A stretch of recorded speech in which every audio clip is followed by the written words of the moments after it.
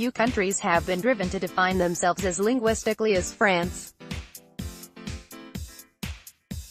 From Rimbaud to ratatouille, metaphors are as rich as the sense of turning fine wine around their tongues in private vineyards. It's a nation whose most prominent philosopher, Albert Camus, played football and where everything is paraphrased in 2 degrees of comparisons. Samuel Umtiti and Raphael Varane in action. AFP This quiet determination to define everything from the abstract to aile de pigeon. The most French of finishing moves, aile de pigeon, is where a player standing with his back to goal leaves his legs behind to reach a ball that is beyond him, creating a possibility that was not there before. While this habit has left quite a lot of unease among up-and-coming French pépites, gold nuggets, during international competitions, the aile de pigeon is the perfect metaphor for this alternative, yet fresh French defense who took their chance when no one expected them to. Centre-back Samuel Umtiti, and full-backs Lucas Hernandez and Benjamin Pavard weren't Didier Deschamps' first-choice backline. This time last year, Benjamin Mendy and Djibril Cissé were bombing down either flank like there is a fire that needs to douse. Their telescopic limbs provided the fine balance between adventure and carelessness, and plenty of caviar crosses for target man Olivier Giroud to nip into. It seemed to work rather well with a double sweeper in Laurent Koscielny and Raphael Varane kicking things out wide when danger prevailed.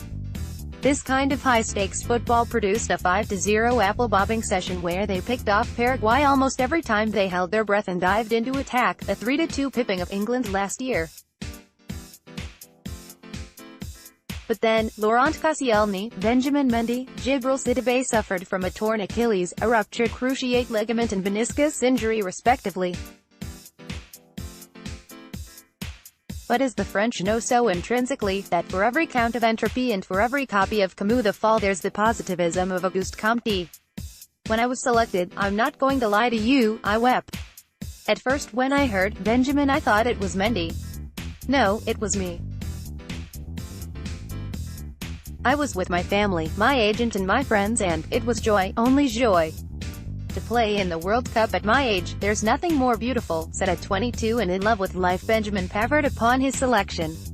The call was a long time coming.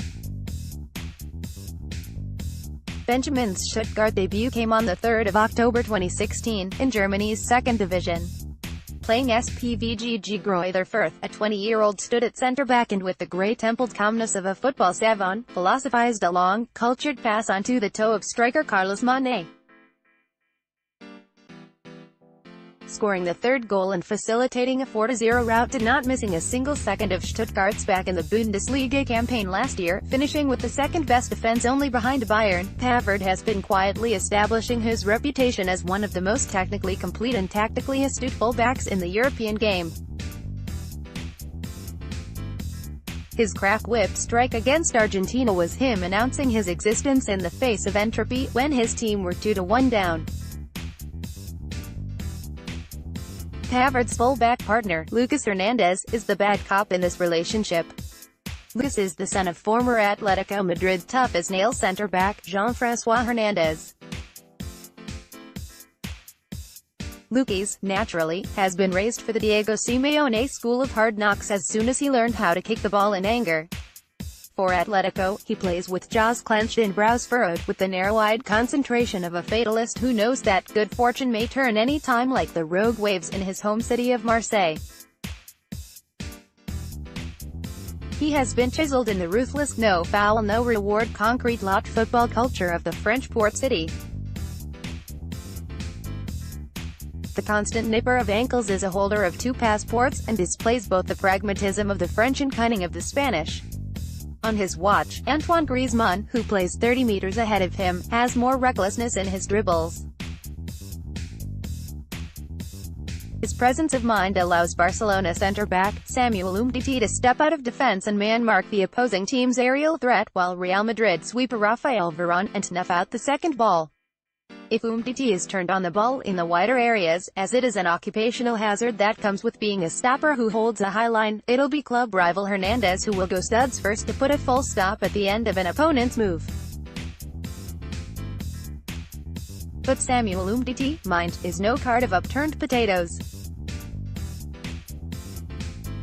The Belgians have a phrase, een bal op het hoofd schilderen, that roughly translates to paint the ball with the head. It's what the Belgians traditionally call a header so powerful and precise that it takes some off the color off the ball. Packed to the brim with burgeoning muscles, his forehead will have to contend with one of the most enviable tasks in world football, winning aerial duels with Belgium's battering ram, Romelu Lukaku.